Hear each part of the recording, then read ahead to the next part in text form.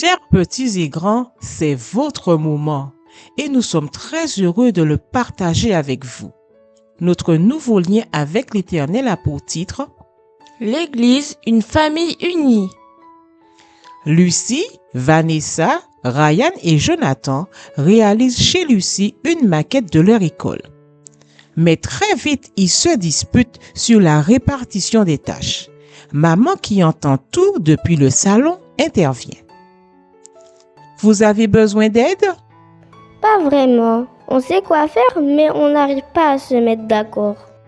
On ne s'entend pas sur nos rôles. Moi, je veux faire le collage, mais ils ne veulent pas. J'ai l'habitude pourtant. Oui, mais il faut être très minutieux pour avoir une bonne note. Alors, suivez les consignes. Quel est votre objectif? Avoir la meilleure note. Dans ce cas, soyez unis. Si chacun réalise la tâche dans laquelle il excelle, alors votre travail sera excellent. Les enfants se remettent au travail ensemble. Peu après, la maquette est terminée.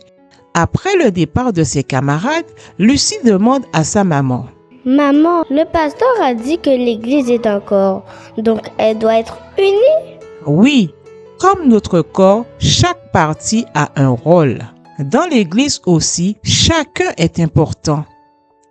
L'apôtre Paul nous dit dans Romains 12, versets 4 et 5, Nous avons un seul corps, mais avec plusieurs parties qui ont toutes des fonctions différentes.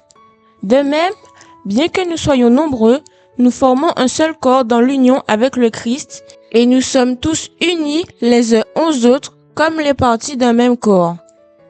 Jésus-Christ est la tête de ce corps, de même que le cerveau orchestre les fonctions de notre corps. C'est l'amour que Jésus met dans notre cœur qui nous unit pour travailler ensemble et remplir la mission que Dieu nous a confiée. Je vous invite à vous préparer pour répéter cette prière. Mon Dieu, remplis-moi de ton amour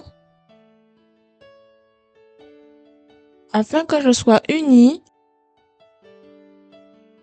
à mes frères et sœurs pour travailler pour toi.